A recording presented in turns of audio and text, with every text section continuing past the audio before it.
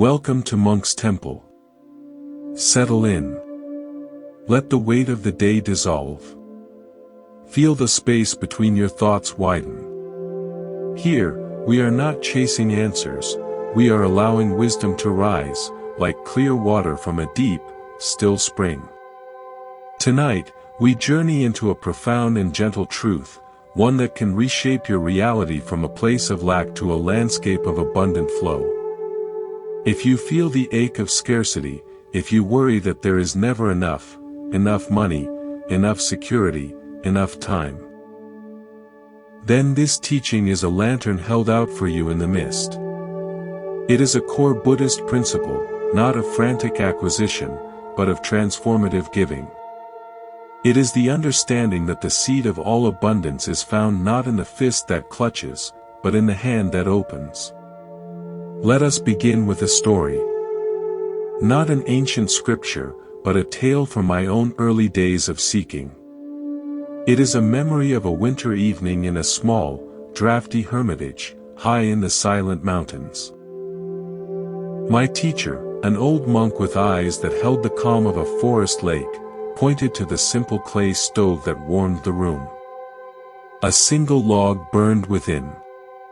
"Watch the fire," he whispered. "If you take a burning ember from this hearth and place it by itself on the stone, what happens?" I watched as he did just that.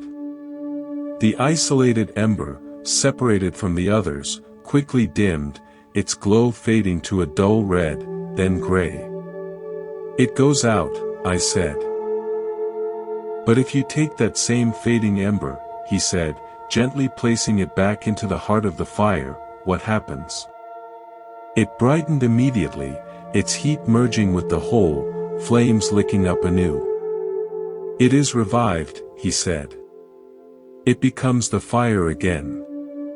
Remember this, poverty is the experience of the ember that believes it is alone. Wealth is the understanding that you are, and have always been, part of the fire. Your light, your heat, your substance, it is meant to be shared. In giving it, you are not losing yourself, you are returning to your true, undiminishable nature. This is the essence of the Buddha's teaching on dāna, or generosity. He laid out a path so simple, so accessible, it meets you exactly where you are. If you have little, give a little. If you have a middling amount, give a middling amount. If you have much, give much.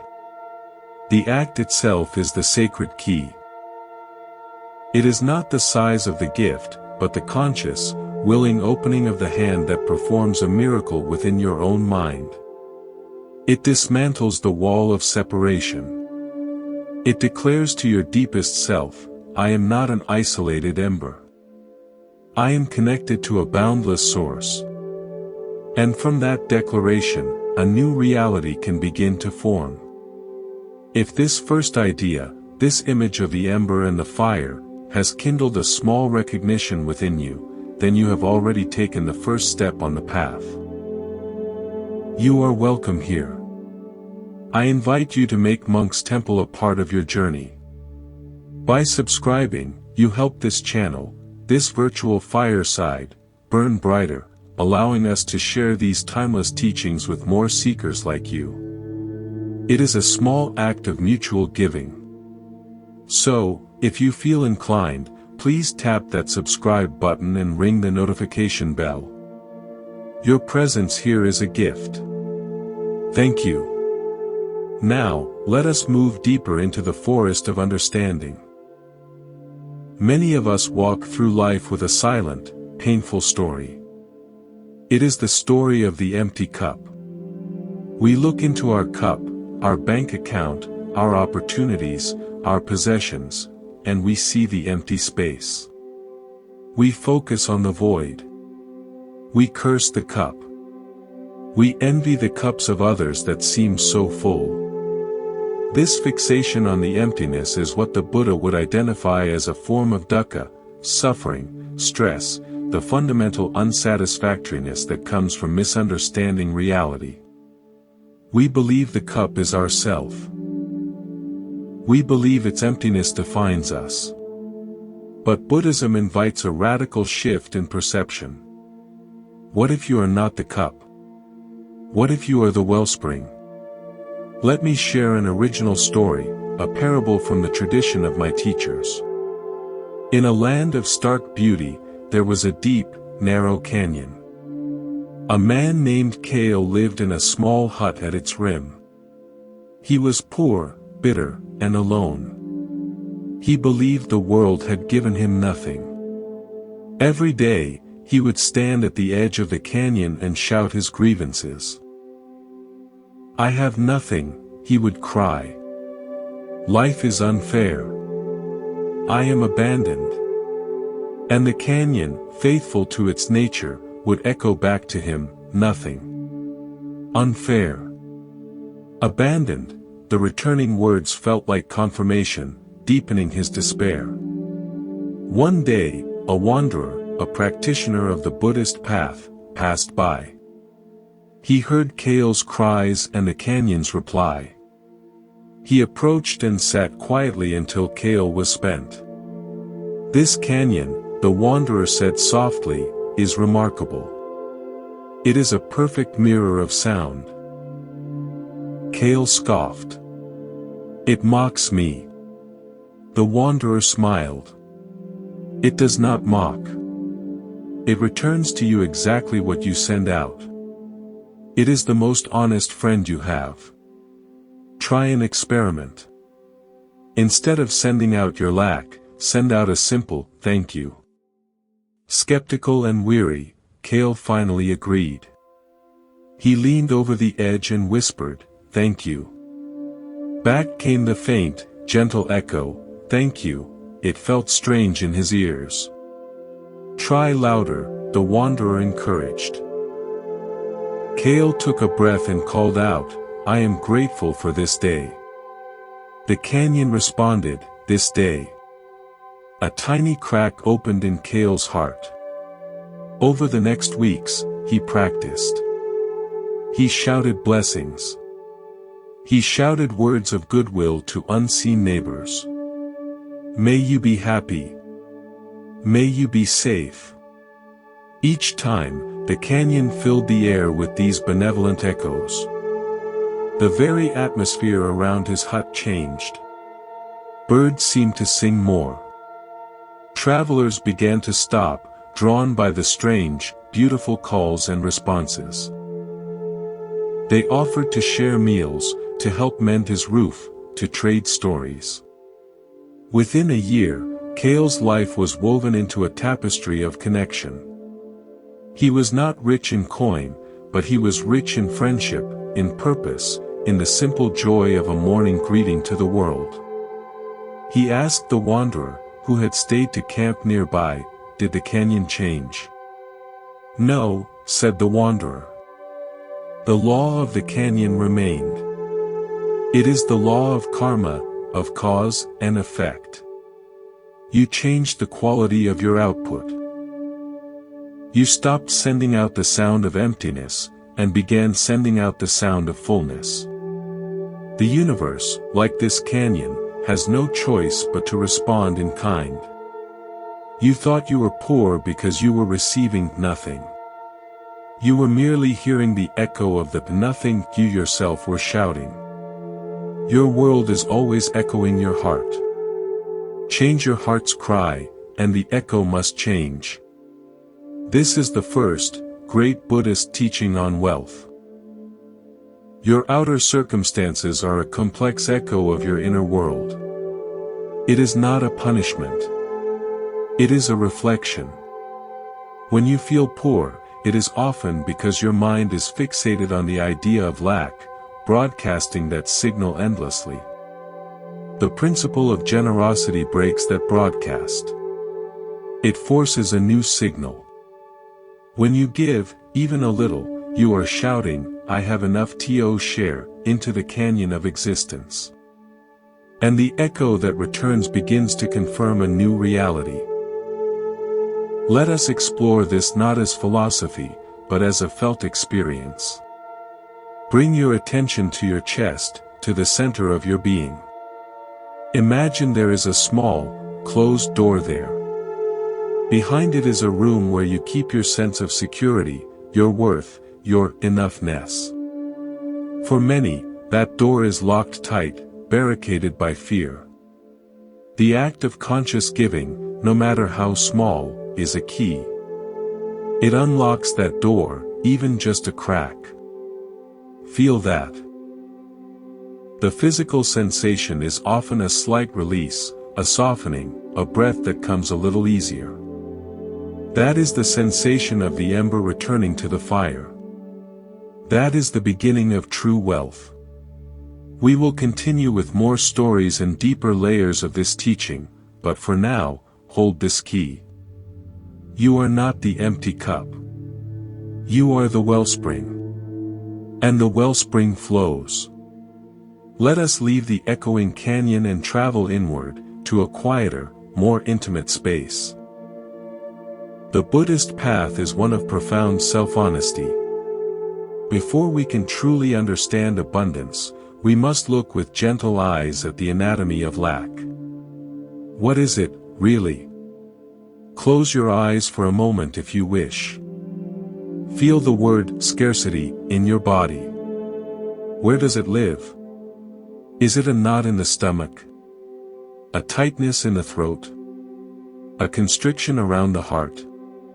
Observe it without judgment, as a scientist might observe a curious phenomenon. This feeling, this visitor, is not your enemy.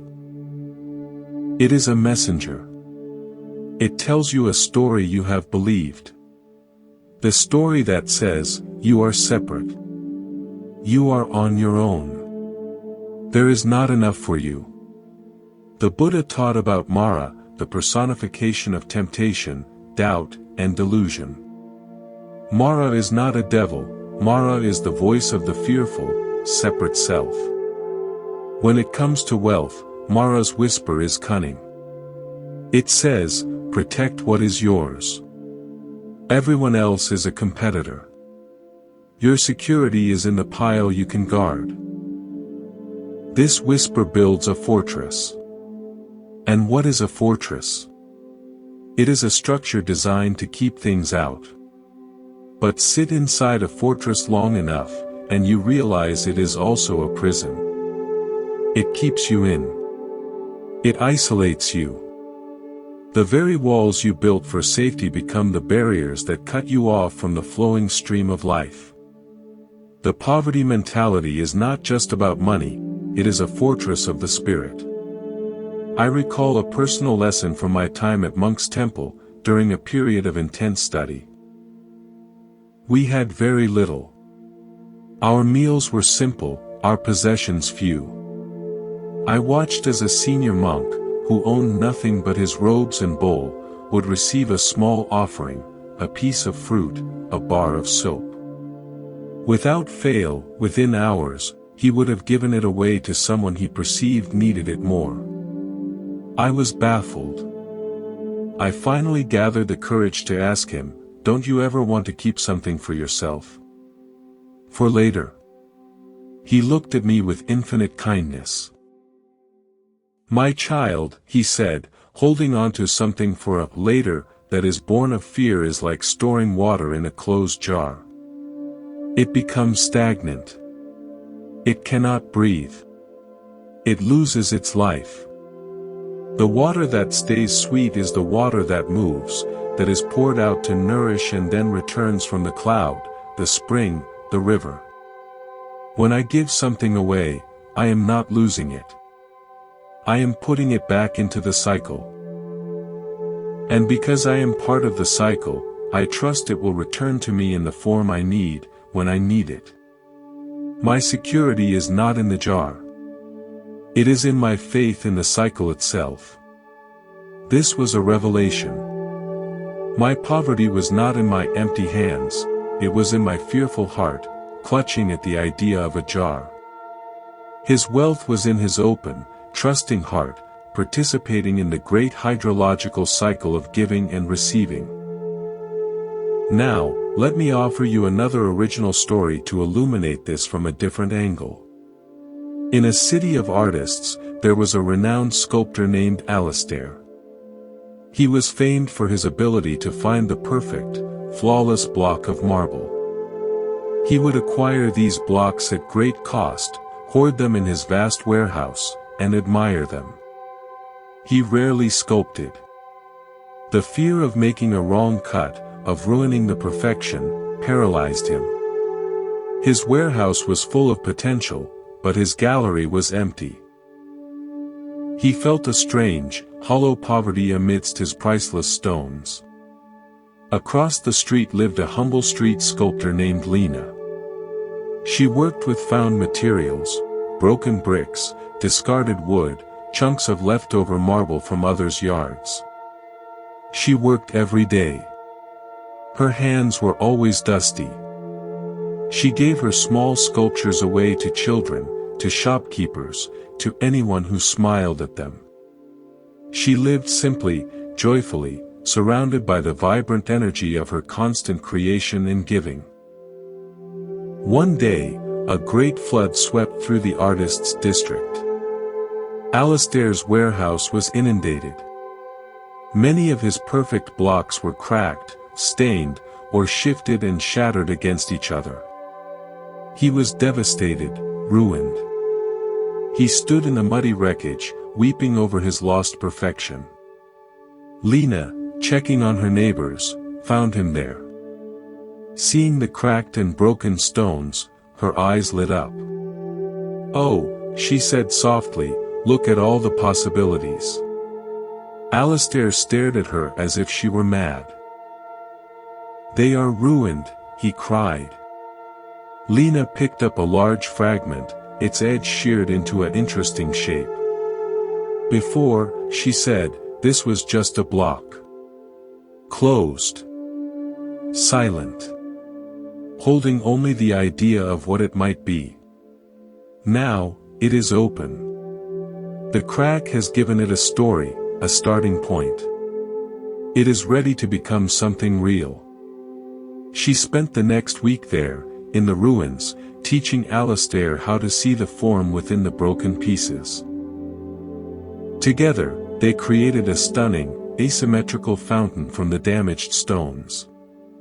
The piece became more famous than anything Alastair had ever owned. More importantly, Alastair learned the difference between possessing potential and participating in creation. He had been rich in material but poor in courage. Lena was poor in material but rich in the courage to give her art away, which kept the creative force flowing through her endlessly. The Buddha's wisdom asks us, are you the hoarder of the uncracked block, worshipping a static, fearful ideal of perfection and security? Or are you the generous sculptor, willing to engage with the broken, the imperfect, the available, and through giving it form, bring forth real beauty and connection? One leads to a warehouse of dead potential. The other leads to a life rich with the act of making and sharing.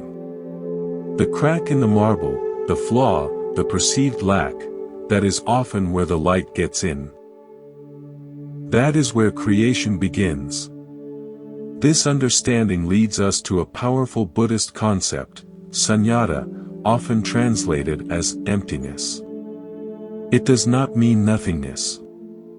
It means that nothing exists in isolation, everything is empty of a separate, permanent, independent self.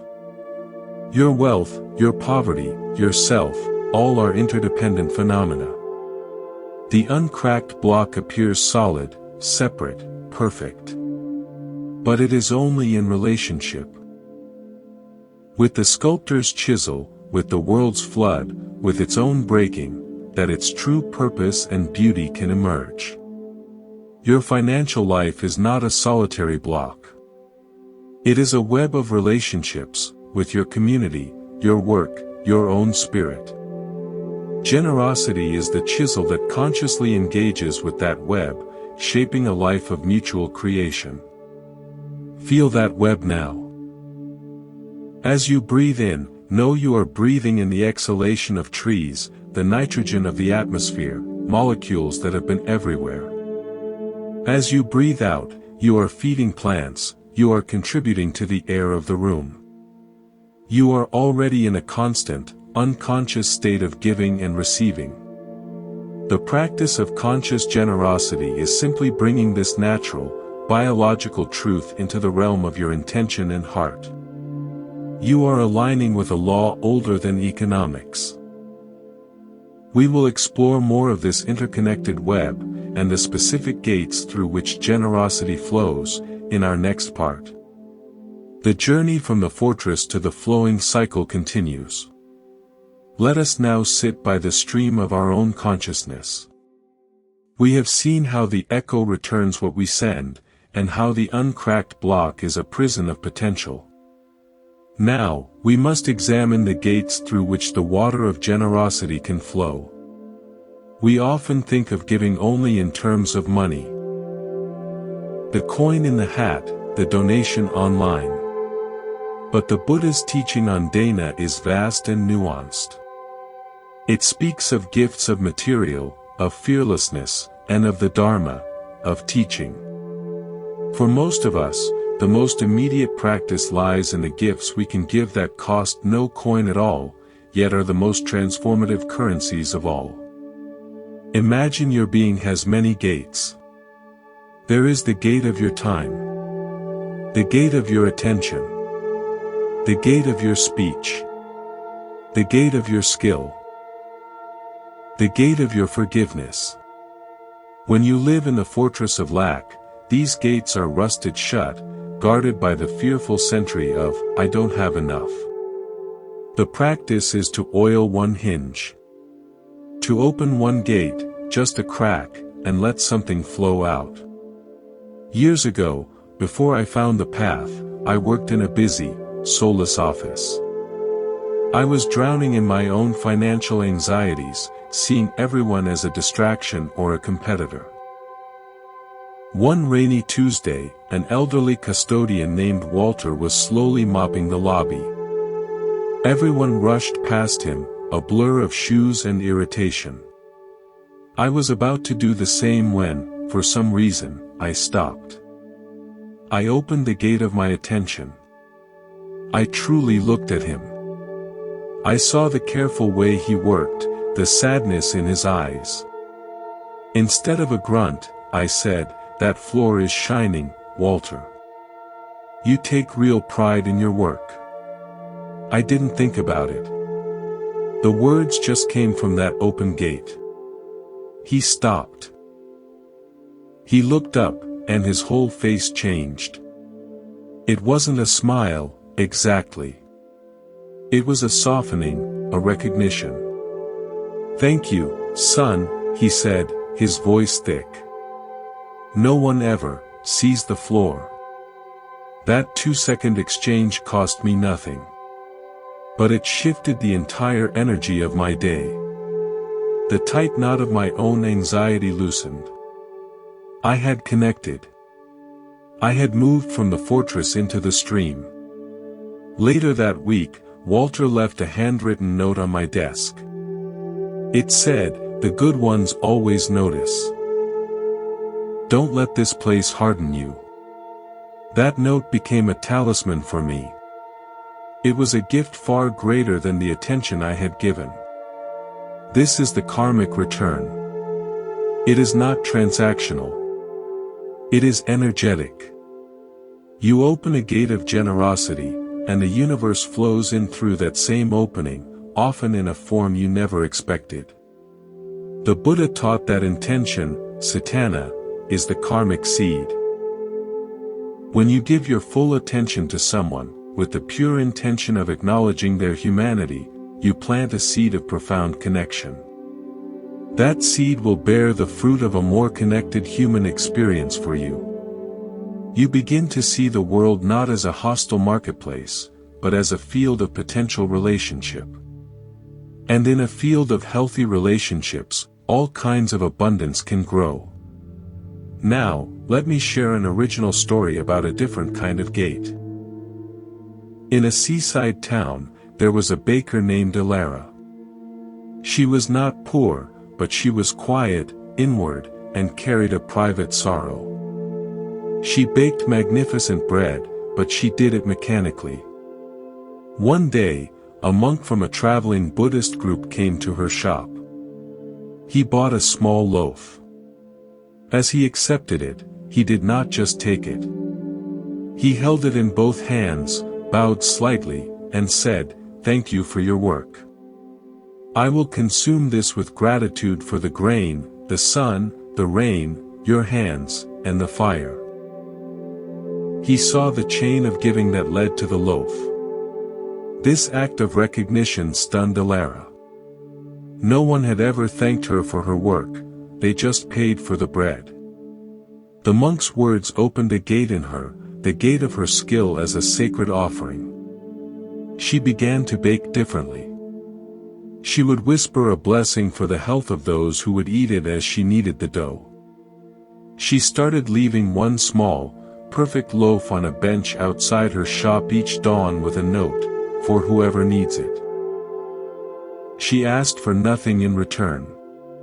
At first, nothing changed outwardly. Then, a fisherman, having a terrible morning, found the loaf. It felt like a gift from the sea itself. He came back later to thank her, and ended up offering her fresh fish at cost. A writer, struggling with a manuscript, found a loaf and was so moved by the unconditional gift that he wrote a beautiful article about her shop. People began to come not just for bread, but for the feeling they experienced there. A feeling of being nourished beyond the physical. Her business flourished, but more importantly, her private sorrow began to dissolve in the daily practice of blessing and anonymous giving. She had transformed her skill from a commodity into a gift, and in doing so, had transformed her own life. The monk had shown her the Buddhist view of right livelihood. Your work, when done with mindfulness and an intention to contribute to the well-being of others, becomes an ongoing act of generosity. It ceases to be a grind for survival and becomes a sacred offering. The energy of that offering circulates and multiplies. But what of the times when we feel we have no skill to offer, no attention to spare, when the gates feel welded shut by exhaustion or despair? This is where we must understand the most subtle gate, the gate of inner attitude. The gift of a non-resentful heart. The gift of releasing a grievance. Two neighbors, Cora and Finn, shared a property line. A beautiful, ancient willow tree grew exactly on the line, its roots under both gardens, its branches shading both yards. Cora loved the tree. Finn despised it for the mess of leaves it dropped. They argued for years, a silent war of resentment. Cora's garden, though technically in the sun, felt tense, overshadowed by the hostility. Finn's garden, though neat, was barren of joy. One spring, a violent storm tore a massive limb from the willow, crashing it into Finn's prized vegetable patch. Finn was furious. He saw it as the final insult. He marched over to confront Cora, ready for battle. Cora saw him coming. Instead of bracing for conflict, she did something extraordinary. She opened the gate of her inner attitude. Before he could speak, she said, with genuine distress, "Oh, Finn, I am so sorry about your vegetables. That must be devastating after all your hard work. Please, let me help you clean it up." Anne. I think the tree is telling us it's time to let go of the fight. What if we share the cost of a tree surgeon to make it safe, for both of us? Finn was disarmed. The fight left him. Her generosity of spirit, her willingness to see his loss and share the burden, cracked his fortress open. He simply nodded.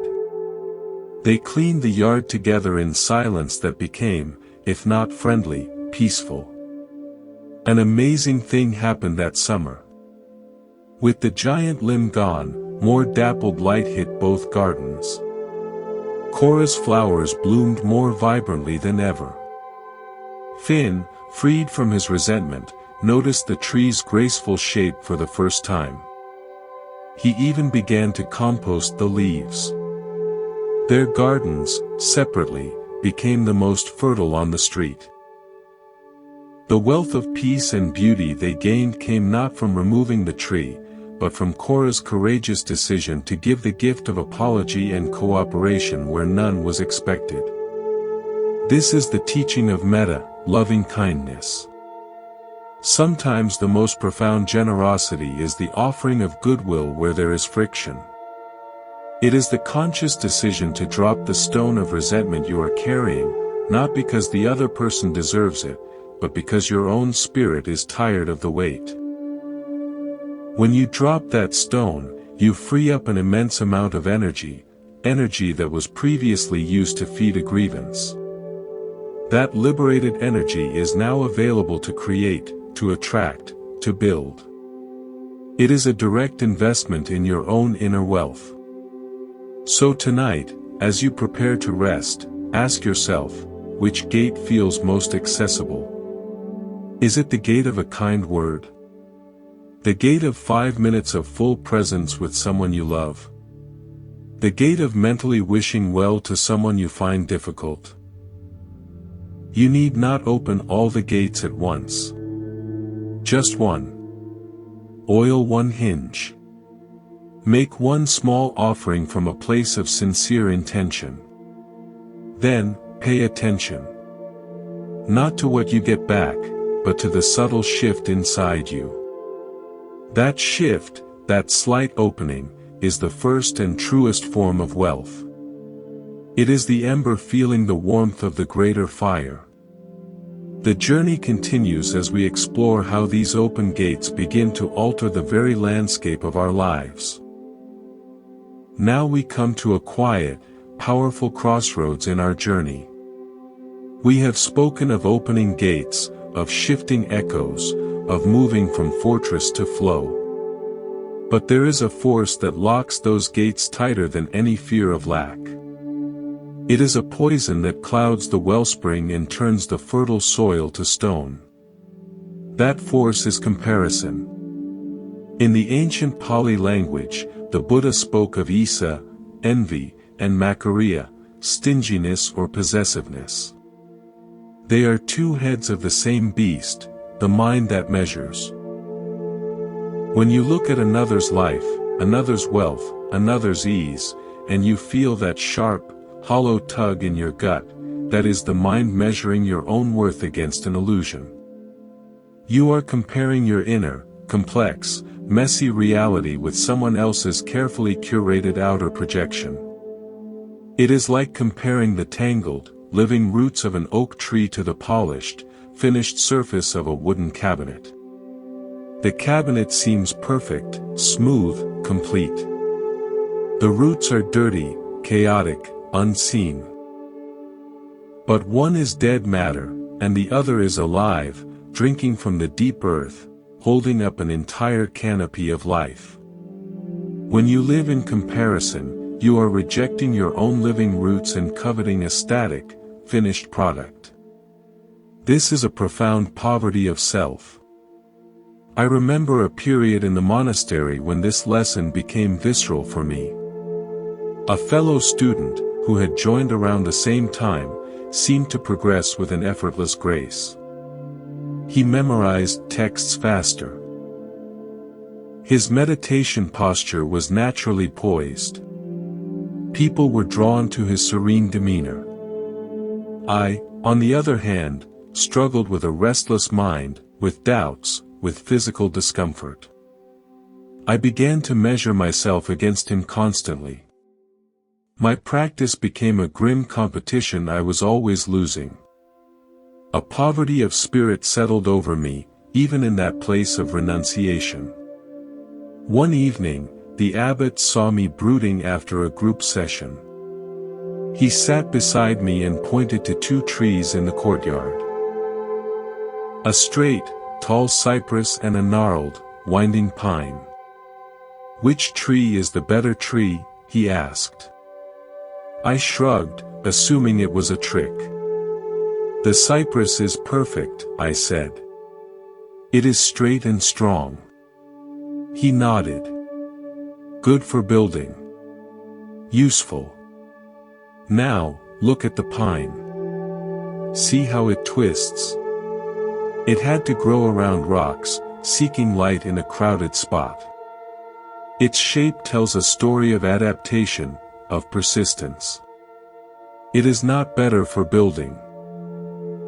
But on a barren mountainside, it is the pine that survives, that holds the soil.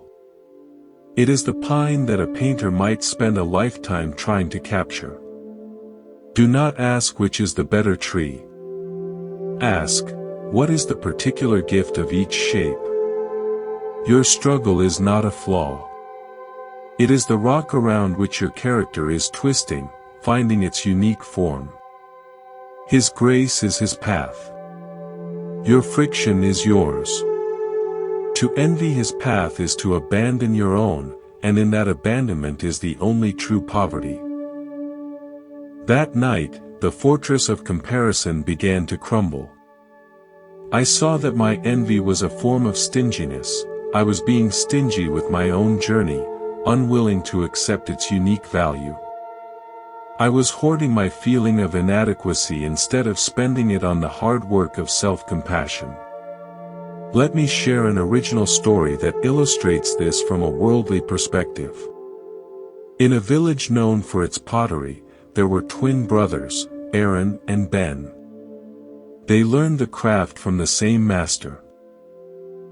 Aaron had a natural gift for symmetry. His pots were perfectly round, his glazes smooth and even. They sold quickly in the market. Ben's hands were different. His pots often had a slight warp, a thumbprint visible in the clay. He experimented, creating asymmetrical, expressive forms. They sold slowly. Aaron's success was a constant mirror for Ben's seeming failure. Ben fell into envy. He tried to mimic Aaron's perfect rounds, but his heart wasn't in it, and the results were lifeless. He became stingy with his own creativity, hiding his experiments, feeling poor in talent. One day, a renowned art collector from the capital passed through. He saw Aaron's perfect pots and nodded appreciatively. "Fine craftsmanship," he said. Then he saw Ben's latest hidden experiment, a vase that curved like a river, with a glaze that pooled like a stormy sky. The collector stopped. He held it for a long time. "This," he said, his voice hushed, "has a soul. It speaks. It is not a pot. It is a story."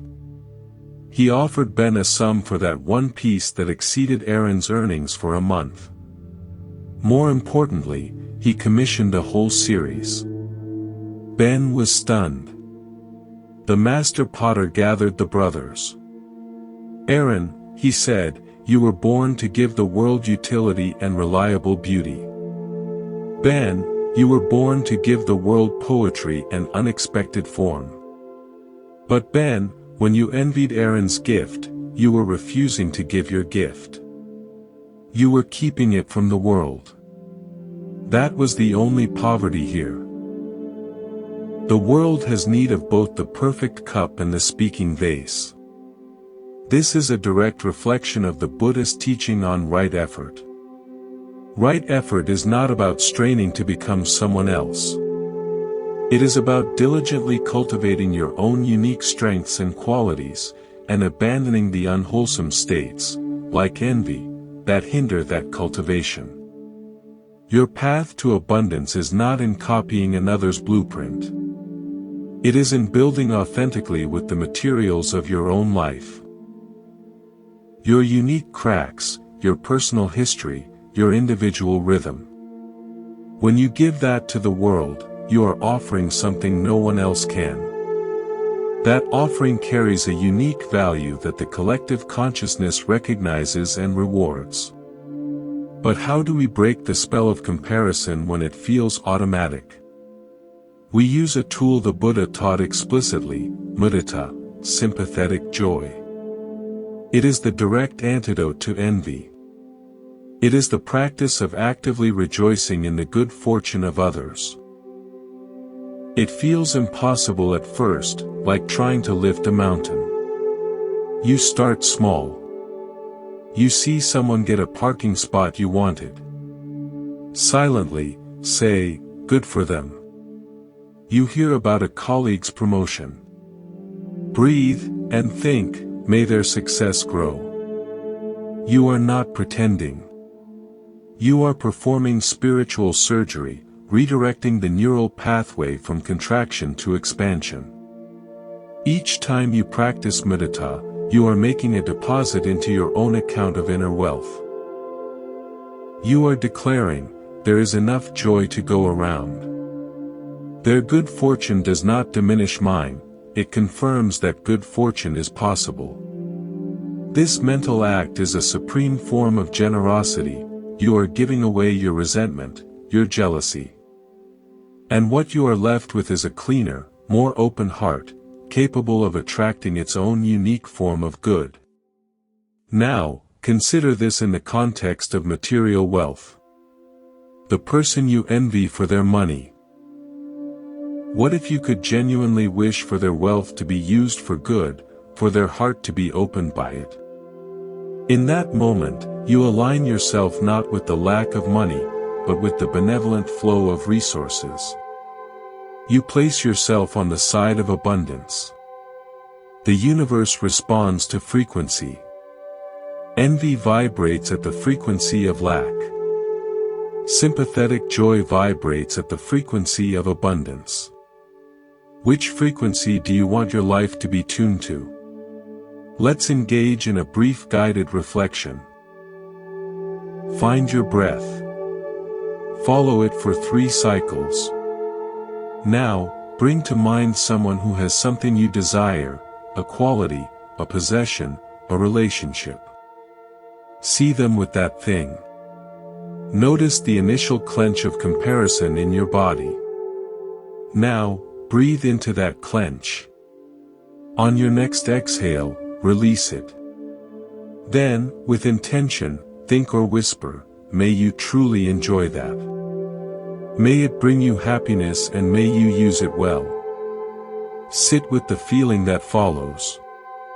It might feel empty, or strange, or even peaceful.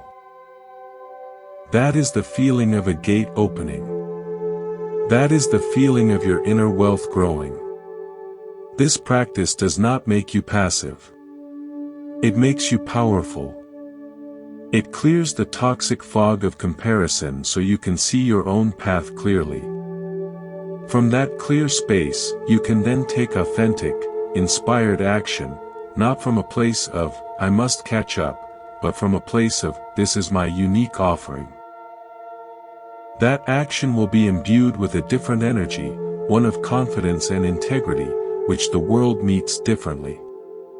We are moving now from the inner landscape of attitude to the outer manifestation of a life built on these principles.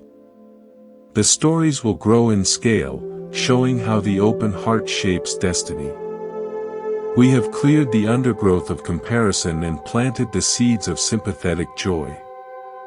Now, let us watch as those seeds take root in the world of action. The Buddha's path is not one of passive hope, it is a path of purposeful, mindful doing. This brings us to a cornerstone of the teaching, karma vipaka, the fruit of action. We have touched on cause and effect, but now we must see it as a grand, intricate architecture. Every generous act, every open gate, is a stone placed in the foundation of your future. The universe is not a random void, it is a responsive field of consciousness that mirrors the quality of your deeds back to you. When you build with the bricks of generosity, you are constructing a mansion of grace for your future self to inhabit. Think of it as spiritual compound interest. A single, small act of giving may not change your life tomorrow. But the intention behind it, the subtle shift in your identity from taker to giver, alters your trajectory by 1 degree. Over time, 1 degree of change leads to a completely different destination. A river that shifts its course by 1 inch at the source will arrive at a different ocean altogether. A personal anecdote, the compound interest of a sandwich. Early in my wandering days, I was in a large, unfamiliar city with very little. I had enough for a bus ticket to the next town or a single meal. The gnawing fear of hunger was loud. As I sat on a bench, deciding, a disheveled man sat next to me. He didn't ask for anything. He just stared at his worn-out shoes with a look of utter defeat. I saw in him my own fear, magnified. Without thinking, I took half of the simple sandwich I had just bought and offered it to him. "Looks like we could both use a break," I said. He looked at me, shocked, then took it with trembling hands. We ate in silence. No grand words were exchanged.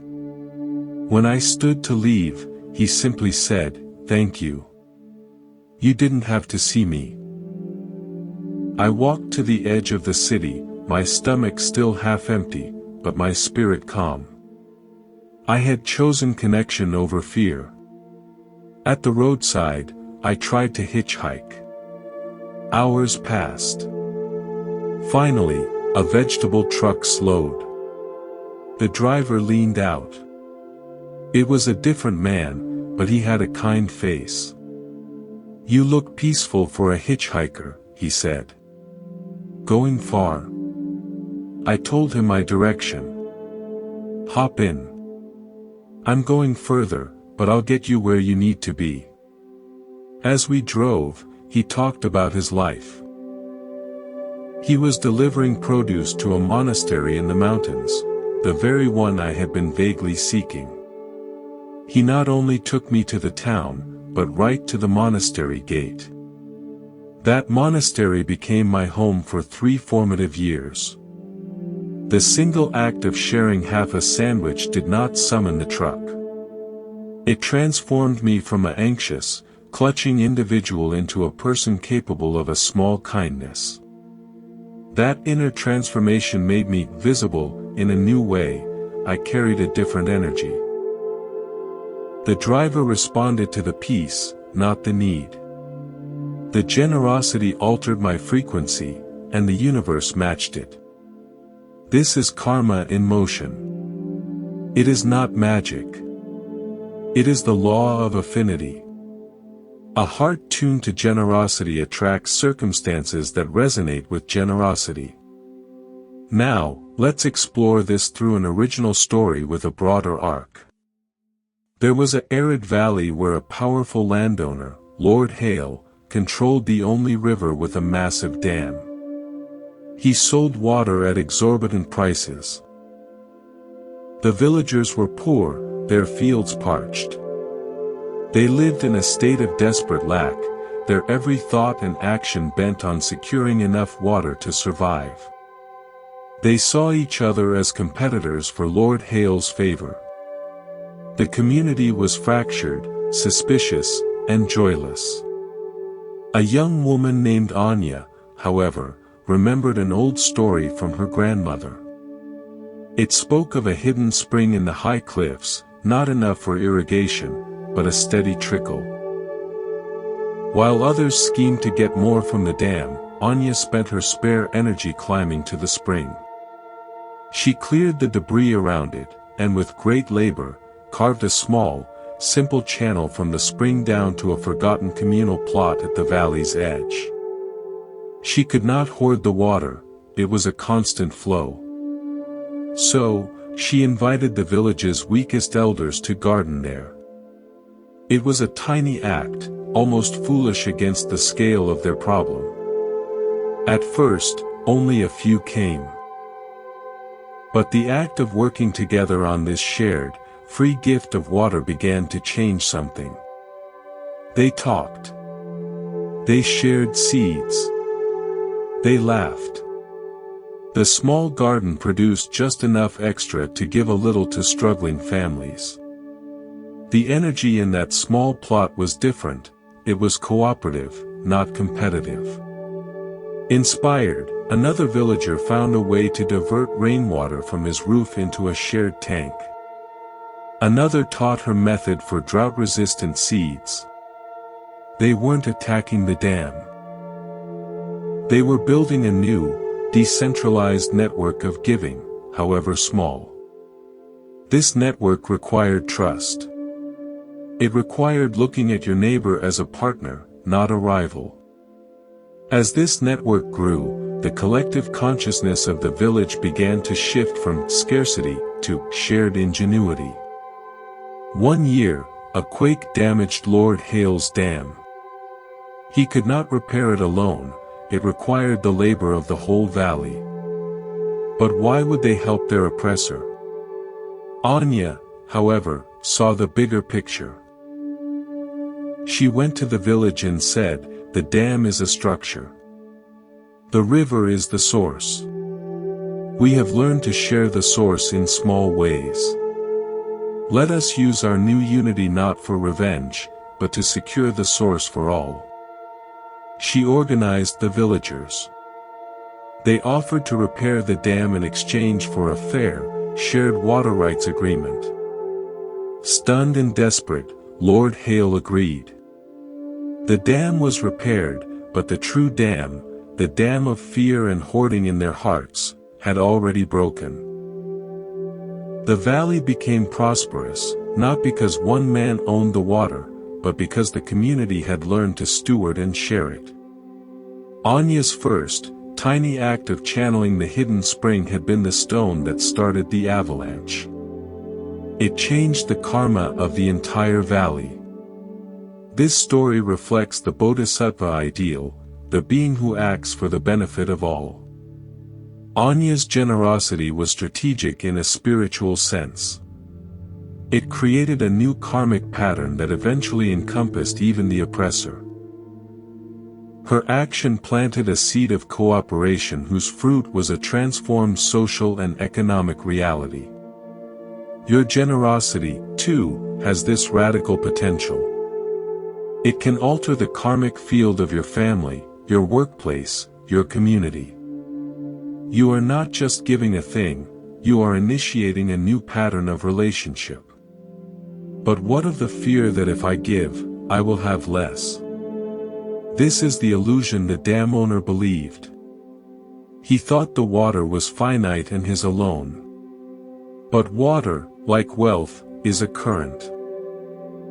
A current that flows creates life along its banks. A current that is blocked becomes stagnant and breeds disease. The Buddhist view sees resources as pradatya samutpada, interdependently originated. Their true value and increase are found in their movement, their exchange, their ability to facilitate connection and create well-being. When you give, you are not decreasing a static pile, you are increasing the flow velocity in the system of which you are a part. And you are part of the system. As the flow increases, every part of the system is nourished, including you. Feel this in your own body. Place a hand on your heart. Imagine holding a beautiful, glowing coin, a symbol of any resource, time, energy, money, love. Now, imagine handing it to someone with a genuine wish for their well-being. Feel the sensation. For many, there is a momentary flutter of fear, then a surprising release, an expansion. That expansion is the truth. The contraction was the illusion. The practice is to trust the expansion. We are now ready to examine the ultimate fruit of this path, the discovery of a wealth that is utterly unshakable, that no external circumstance can touch. This is the treasure the Buddha called the 7 kinds of wealth of the noble ones. We will turn to this in the next part. Let us move from the architecture of action to the inner sanctuary it builds. The Buddha spoke of treasures that cannot be stolen by thieves, washed away by floods, or depleted by time.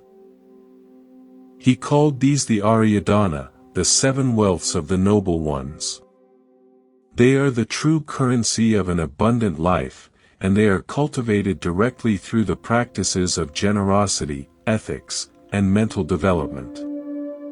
This is the ultimate destination of our journey, to realize that you are already wealthy beyond measure, if you know where to look. The 7 wealths are faith or confidence, saddha, virtue or integrity, sila, moral shame, hiri, moral dread, ottappa, learning, sutta.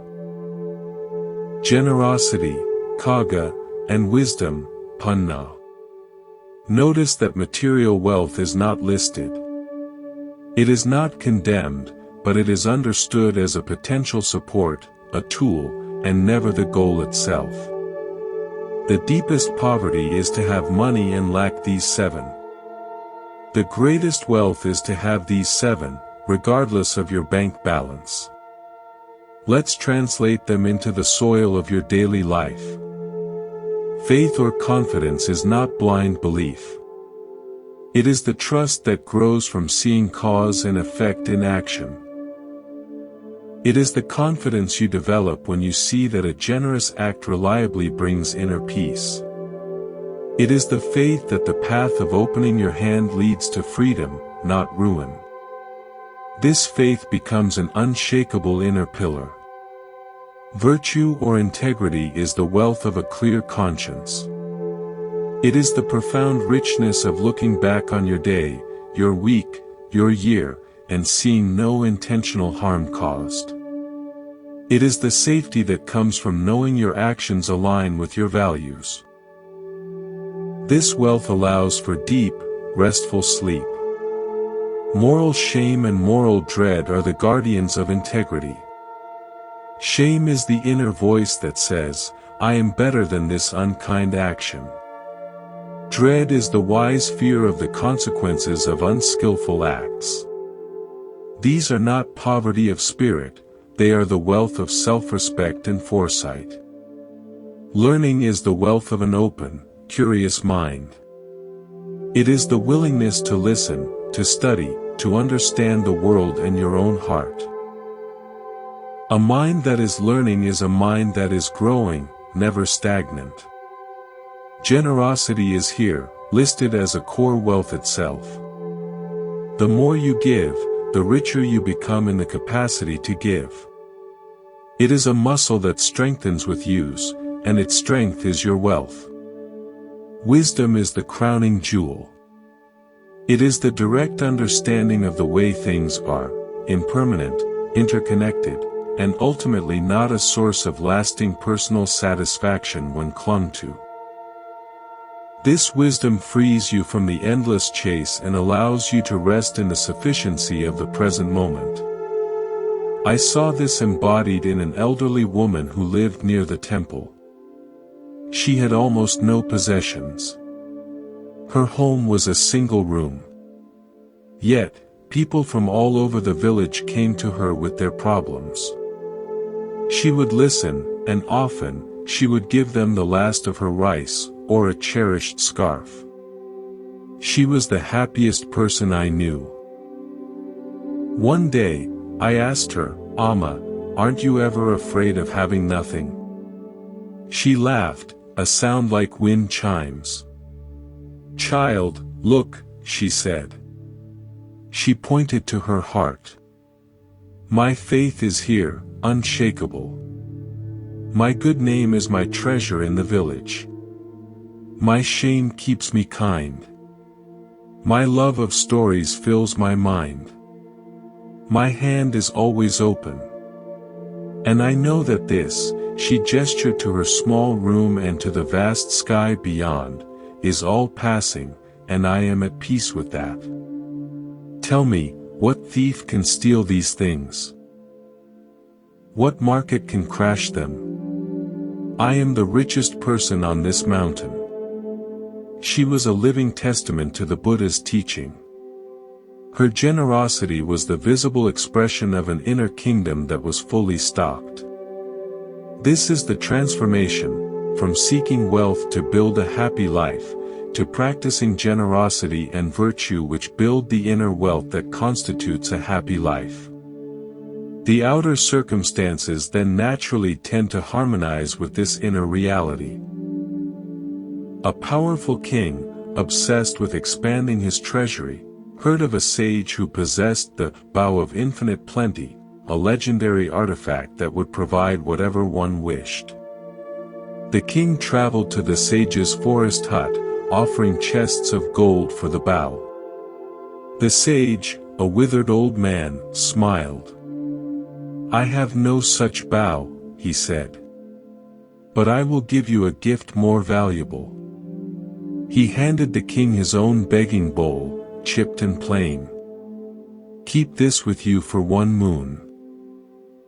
Before you eat each day, place 1 morsel from your plate into this bowl with a thought for someone in need. Then, eat." Furious but desperate, the king took the bowl. The first week was agony. The ritual felt like a subtraction. But he noticed the act forced him to pause, to think of others beyond his court. By the second week, he began to secretly send the collected food to the poorest quarter of his city. By the third week, he started visiting those quarters, unseen. He saw poverty, but also resilience, kindness, and community. He saw his own subjects not as taxpayers, but as people. On the final day of the moon, as he placed the last morsel in the bowl, he looked at it and wept. He understood. The bowl was not a vessel for receiving magic. It was a tool for practicing kaga, generosity. In filling it, he had emptied his heart of greed. In thinking of others, he had connected with his kingdom. He felt a confidence, a clarity, a sense of purpose he had never felt while counting gold. He returned to the sage, not to demand the bow, but to thank him. "The bowl," the king said, "is the bow of infinite plenty. It filled my kingdom, first in my heart, and now, through my new decrees, in reality." The sage nodded. "You have discovered the wealth that rules all other wealth." The king's journey mirrors ours. We seek external solutions, tools to acquire. The Buddha points to the internal cultivation, the practice that transforms the acquirer. The bowl, the simple, daily practice of giving, changed the king's consciousness, and from that changed consciousness, just and prosperous rule flowed naturally. Your practice is your bowl. Your daily, small act of generosity is you placing a morsel in it, building the inner wealth from which all good things flow. We now understand the goal, the cultivation of inner wealth. In the next part, we will address the final and most subtle obstacle, the deep-seated story of I, who is poor, and how generosity unravels that story at its root. We arrive at the deepest layer, the root of the sense of poverty itself. All our fear, our clinging, our envy, springs from one fundamental misconception, the belief in a solid, separate, permanent I that needs to be filled, protected, and aggrandized. Buddhism calls this Atta or Atman in its mistaken form. The illusion of a separate self. This I feels poor because it is, by its very nature, incomplete. It is a shadow-seeking substance.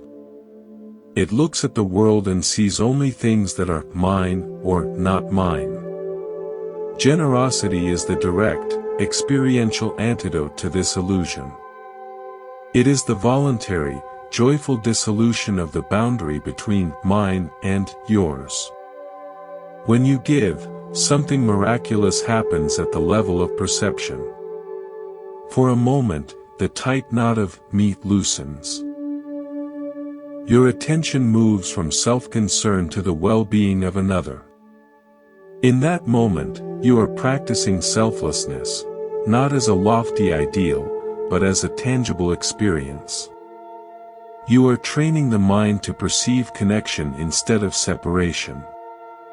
Each act of giving is a stitch that mends the torn fabric of interdependence, revealing that your well-being and the others are not truly separate.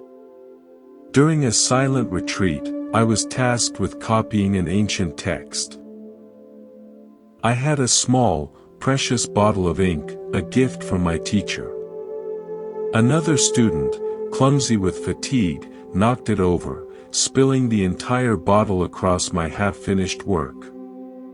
A surge of hot, possessive anger erupted in me. My ink. My work. I felt violently wronged, impoverished. I had to leave the hall to quell my rage. As I paced, the teacher approached.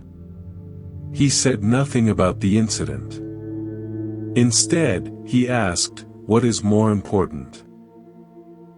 The ink on the page, or the understanding in the heart?" The ink was always going to dry. The understanding can grow forever. Right now, your friend is sitting in shame.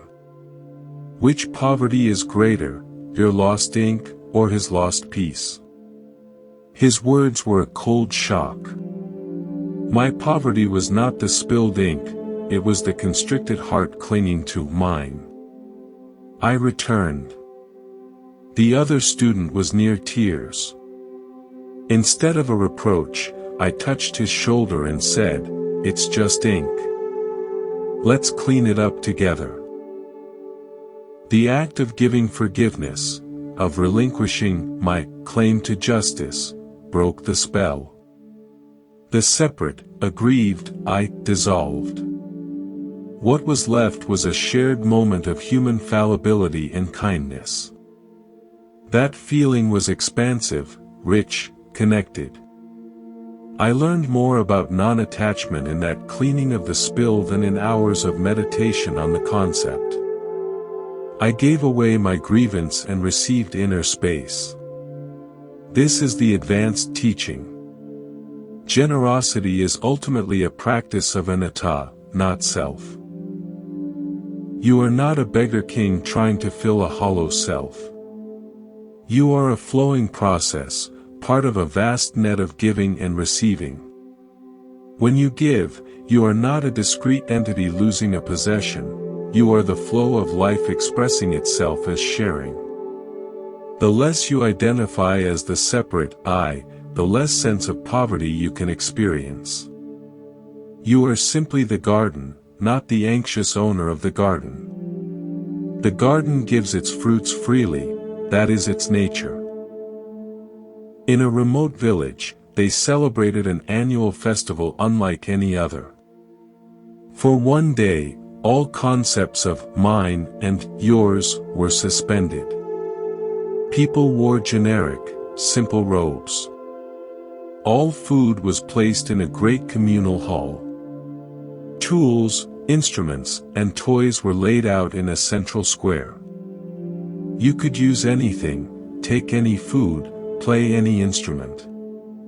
The only rule was to use it with care and leave it for the next person.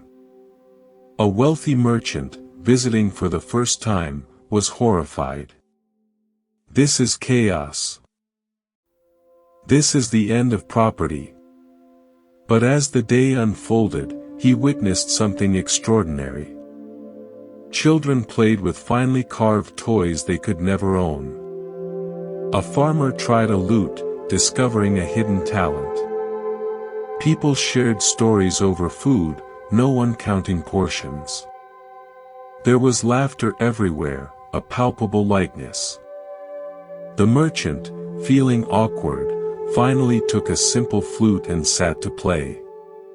A crowd gathered, listening with delight. He had never played for joy, only for payment. The experience of giving his music freely, into that open, receptive space, filled him with a joy so intense it brought tears to his eyes. He realized his possessions, his locked chests, his guarded mansion, had been a cage. This day of no ownership felt like true wealth, access, connection, shared experience, and the freedom to give without calculation. At day's end, the village elder said, "We do not do this because we are poor. We do this to remember that we are rich. We are rich in each other. We are rich in shared things. We are rich because for one day, we let go of the story that makes us lonely owners and fearful beggars. We remember we are all guests at life's table, and the feast is for everyone." The merchant returned home and began to open his orchards to the village children during harvest, not as charity, but as a shared festival. His sense of isolation vanished. This festival is a metaphor for the enlightened view. When you suspend the mental label of mine, even momentarily, the whole world becomes available, and you become a conduit for its enjoyment and care. Poverty is the condition of living exclusively in the cramped quarters of mine. Abundance is the experience of living in the boundless landscape of ours. So, how do you practice this when you can't suspend ownership laws? You practice the mindset of the festival. See your possessions not as my security, but as temporary resources under my care. See your skills not as my competitive edge, but as gifts to be deployed for the benefit of the whole. This subtle mental shift is the essence of the Bodhisattva vow, to use everything one has, even one's own enlightenment, for the sake of all beings. In that vow, there is no room for personal poverty. Your life itself becomes an offering, and an offering is, by definition, already given. It is already abundant. We are preparing for our final integration. In the last part, we will weave all these threads together into a practical, daily tapestry, a life lived from the unshakable wealth of a generous heart. Here, at the end of our long journey together, let us weave the threads. We began with the ember and the fire, understanding our fundamental connection. We walked through the echoing canyon of our own speech and thought. We opened the gates of our attention, skill, and forgiveness. We uprooted the poison of comparison and planted the fragrant garden of sympathetic joy.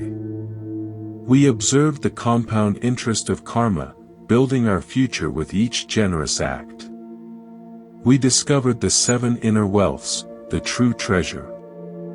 And we touched the ultimate freedom of loosening the knot of I and mine. Now, how does this live? Not as a philosophy for special days, but as the ground of your ordinary, walking around life. It lives as a daily tapestry you weave with 3 simple, golden threads: intention, attention, and release. The thread of intention, each morning, before the world claims you, take 1 minute. Sit. Breathe. Set a simple intention: today, I will look for one opportunity to give. To give a genuine compliment, to listen without waiting to speak, to let a car merge, to donate $1, to release a judgment. You are not planning a grand act. You are priming your mind's radar to spot the small, everyday gates. This intention is your loom. The thread of attention, move through your day with this soft, background awareness. When you interact with anyone, the barista, the coworker, the family member, offer the gift of full attention for just 5 seconds. See them. Hear them. This is a profound generosity in a distracted world. When you see a chance to help, however tiny, your primed intention will notice it. This attention is your shuttle, moving through the day. The thread of release, this is the most important. When you perform the act of giving, release it completely. Do not attach a story to it. Do not build an expectation of return or recognition. Do not add it to a mental ledger of good deeds. Like a bird released from your hand, let it fly away into the sky of cause and effect, trusting it will find its own way. This release is what seals the act as pure generosity, not a covert transaction. It is the act of trusting the flow. This release is the beat that packs the weave tight. I will leave you with one final, original tale, a synthesis of all we have learned. On the outskirts of a village, 2 paths led into a dark, troublesome forest. The path of taking was wide, well-trodden, but eerily silent. Those who walked it did so with hunched shoulders, eyes darting, focused on what they could find, claim, or keep from others. The forest on this path seemed hostile, thorns snagged clothes, and travelers felt watched. They often returned with full pockets but empty eyes, weary and paranoid. The path of giving was narrow, seemingly overgrown. Those who chose it carried simple offerings, a song, a handful of seeds, a helpful hand at a difficult crossing. They would mend a broken branch bridge for those coming after, leave markers for safe trails, share their water. The forest on this path responded differently. Birds would sing guides around poison ivy. Sunlight would dapple the way forward. Travelers often got lost, but found beautiful clearings or helpful hermits. They returned with empty hands but full hearts, their spirits bright, often followed by new opportunities and friendships that seemed to emerge from the woods itself. An old mapmaker, curious, studied both paths. He realized they wound through the same forest. The terrain was identical. The difference was not in the trees, but in the posture of the travelers. The path of taking was worn out by the heavy, fearful tread of closed hearts. The path of giving was kept alive by the light, attentive steps of open ones. The forest, he concluded, was a mirror. It gave back the energy it received. Hostility met hostility. Curiosity and generosity met guidance and beauty. He redrew the map with a single path named the way through. The only instruction was, enter the forest as a guest who brings gifts. The path will appear. Your life is that forest. Your financial world, your relationships, your challenges, this is the terrain. You have a choice, every moment, of which path you are walking by the quality of your intention. The path of taking is the illusion of scarcity made manifest. The path of giving is the reality of connection made visible. You are not poor. You are a traveler with a capacity to give. Start with what you have, a smile, a breath, a moment of patience. Weave your daily tapestry with intention, attention, and release. Cultivate the 7 inner wealths. Loosen the story of me and mine. As the Buddha taught, the way to end suffering is to walk the Noble Eightfold Path. Generosity is the first expression of right intention, and it infuses every other step. It is the practical beginning of the end of your poverty, because it is the direct experience that you are part of something boundless. Thank you for walking this path of wisdom with me here at Monk's Temple. If this journey has illuminated your way, please consider subscribing to support this channel. Share your experiences of how generosity has shifted your world in the comments below.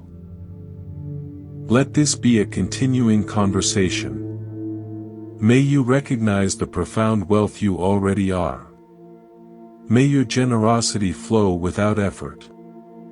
May you be happy, may you be peaceful, may you be free from the inner sense of lack. Good night.